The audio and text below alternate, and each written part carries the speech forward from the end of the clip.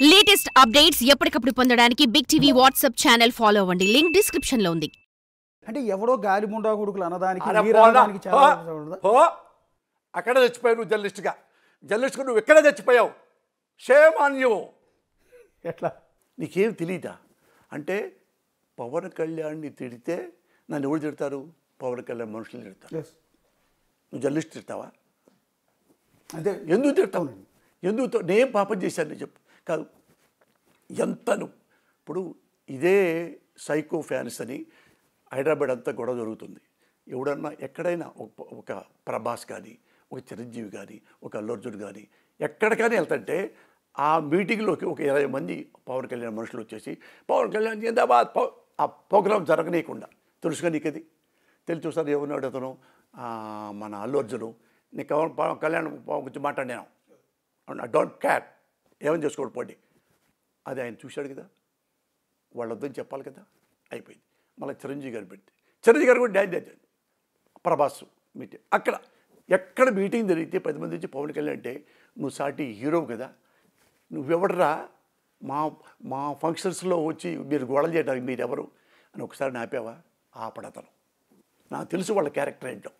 వాళ్ళ దగ్గరలో ఉన్న ఎన్నో సంవత్సరాల పాటు వాళ్ళకి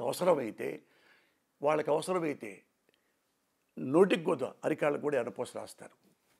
వాళ్ళ అవసరం తీరితే లంచ్ అయిపోతాడు. ఇంక్లూడింగ్ చిరంజీవి నీ గురించి నువ్వు చెప్పావని నా హ్యూమానిటీతో నేను మాట్లాడితే ఇంత కూడా నాకు అండగా నువ్వు చేయలేదు. నీ తమ్ముడు నా భార్య బిడ్డల్ని నువ్వు మా ఇంటికి వచ్చి నా భార్య బిడ్డల దగ్గర కూర్చున్నావే చిరంజీవి, మా ఇంటికి టిఫిన్ తిన్నావు, నా బిడ్డలను చూసుకున్నావు, ముద్దు పెట్టుకున్నావు, మా ఆవిడ నమస్కారం పెట్టావు, తల్లి చాలా బాగుందమ్మా మీ ఇల్లు, మా ఇల్లు చూడటానికి వచ్చి అంతున్నావే. ఆ కుటుంబాన్ని మా కుటుంబాన్ని చూసి నువ్వు ఒకసారి నీ తమ్ముడిని చెప్పుతో కొట్టచ్చు కదా. ఏం బుద్ధిరా, కనీసం ఏం బుద్ధిరా చెప్పరా నీ ఫ్యాన్స్ ఏంట్రా తక్కువలో ఫ్యాన్స్ నాకంటే ఎక్కువ ఉందా నీకు ఫ్యాన్స్? ఇంత ఘోరంగా మాట్లాడుతుంటే ఒక సాటి సినిమా వాడిని, నా ఫ్రెండ్ని, మన కుటుంబాన్ని ఆదుకున్న వాడిని అన్నావా? అనరు. వాళ్ళకి ఏంటంటే ఎంతసేపు వాళ్ళనే పొగడాలి. వాళ్ళని విమర్శించావా లంచలే ముగ్గురు ఏం తప్పు చేశారు సార్? మీరు అన్నారే ఇట్లా ఇది గర్వంతో కాదు, నాకు ఇది హ్యాబిట్. 10th క్లాస్ నుంచి ఇదే హ్యాబిట్ తెలుసుగా మీకు.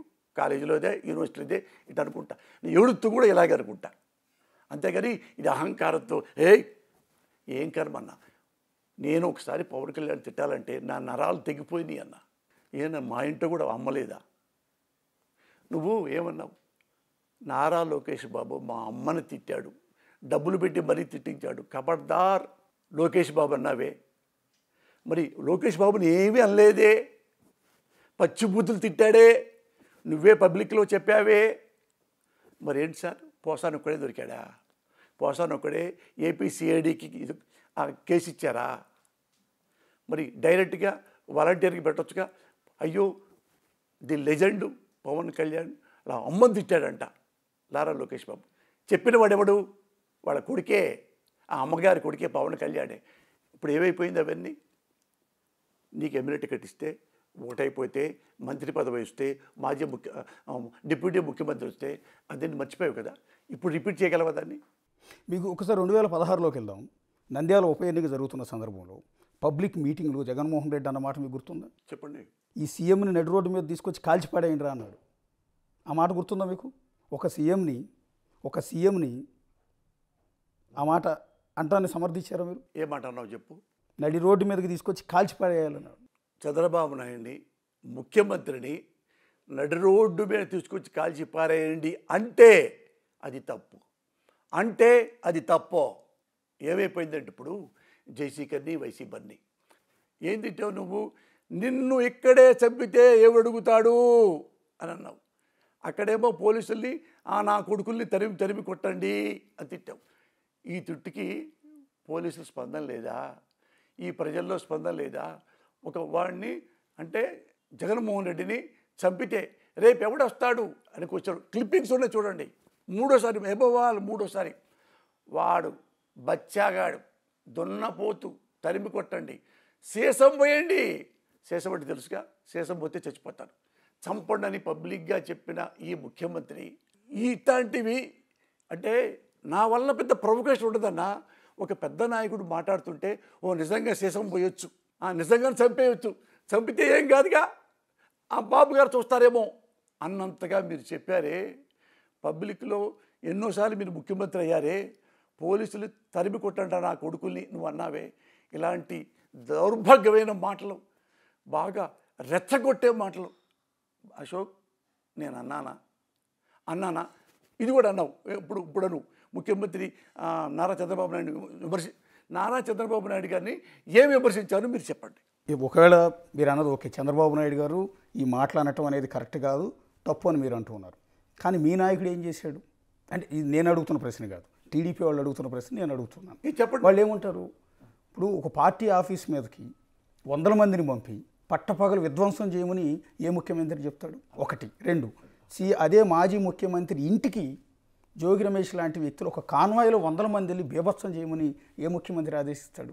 రెండు, ఒక మాజీ ముఖ్యమంత్రి భార్యని ఇంకో మాజీ ముఖ్యమంత్రి కూతురిని, ఇక్కడ అర్థమైందా, ఇద్దరు ముఖ్యమంత్రులతో రిలేషన్ ఉన్న భువనేశ్వర్ని పట్టుకుని ఆమె వ్యక్తిగత జీవితాన్ని కించపరుస్తూ స్వయంగా అసెంబ్లీలోనూ బయట మీ పార్టీ నాయకులు మాట్లాడినప్పుడు మీ నాయకుడు ఎందుకు కంట్రోల్ చేయలేకపోయాడు? ఇవన్నీ మొన్నటి ఓటమికి కారణం కాదా? చెప్తాను. ఎప్పుడైనా కానీ అన్న ఒక చెంప మీద కొడితే రెండో చెంప మీద కొట్టాలని చూస్తారు. నువ్వు నీ అంటే నేను నీ అనాలని చూస్తారు. నీ తల్లి అంటే నీ తల్లి అని మాట్లాడాలని చూస్తారు. ఇది సొసైటీ అట్ అయిపోయింది. ఎందుకు అయిపోయిందంటే ఇదంతా మొత్తం గెలికింది ఎవరు? నారా చంద్రబాబు నాయుడు. ఎట్ట గెలిగాడు అంటే లక్ష్మీ పార్వతిని చంద్రబాబు గారు అన్నారనో లేకపోతే అనిపించారనో బాధపడుతున్న పోసాని కృష్ణమురళి, అదే నారా భువనేశ్వరి ఎన్టీఆర్ కుమార్తెను ఉద్దేశించి అసెంబ్లీలోనూ బయట మీ పార్టీ నాయకులు స్వయంగా అప్పుడు పొజిషన్లో ఎమ్మెల్యేలుగా ఉన్న వ్యక్తులు అంత దారుణంగా కించపరిచేలా మాట్లాడితే ఎందుకు ఖండించలేదు అని సార్ సమర్థించారా గారిని చెబుతున్నా. అశోక్, భువనేశ్వరి గారిని అంటే దగ్గుపాటి గారు వెళ్ళాలని ఎవరు ఏమన్నా తప్పు, పెద్ద తప్పు. నేను బాగా ఖండిస్తున్నా. అన్యాయంగా అకారణంగా ఆమెను ఒక ముక్క మాటన్నా సరే ఆ మేడంని, అది చాలా దుర్మార్గం. నేను చెప్తున్నా, ఎవడైనా సరే. దగ్గుపాటి గారు వెళ్ళాలి కాదు, చంద్రబాబు నాయుడు గారి భార్య గురించి మనం మాట్లాడేది. అది కదా, మీరు పురంధేశ్వరి గారిని అనుకుంటున్నట్టున్నారు. నేను ఇక్కడే ఉంటా.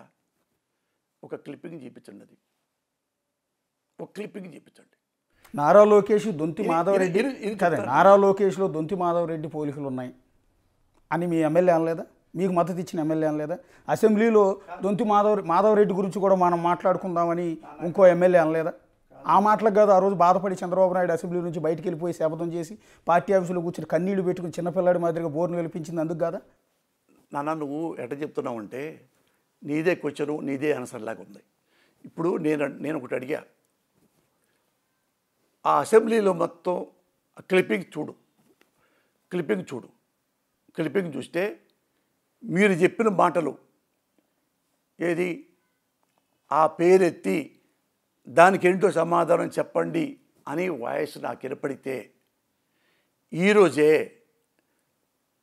జగన్ అనే వ్యక్తిని పర్మనెంట్గా మర్చిపోతా. అతన్ని వాళ్ళ అమ్మని తిడితే, మా అమ్మని తిట్టారన్నాడు కదా, వాళ్ళ అమ్మ నిజంగా అంటే అప్పటికే ఆ పిల్లవాడు నాకు గౌరవమే, ఎందుకంటే నన్ను రమ్మని పిలిచాడు కాబట్టి నా మీద నమ్మకం అభిమానంతో. నిజంగా ఒక గమ్మొత్తైన విషయం ఏంటంటే ఆయనేమో మా అమ్మని తిట్టాడు అసెంబ్లీలో అని బాధపడుతున్నాడు. అదే పవన్ కళ్యాణ్ మా అమ్మని నారా లోహిత్ తిడుతున్నాడు అని ఆయన బాధపడుతున్నాడు. ఎవరిని తిట్టినట్టు మన దగ్గర ఆన్సర్ లేవు. అయినా నీకు ఆన్సర్ చెప్తా.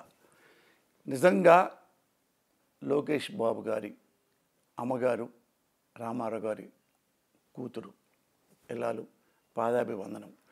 ఆమెను గనక ఇలా అన్నారు అని ఒక్క అసెంబ్లీలో ఇంతగైనా నాకు వినిపించు, ఈ రోజు నుంచి వైసీపీ అనేదాన్ని నేను మర్చిపోతా.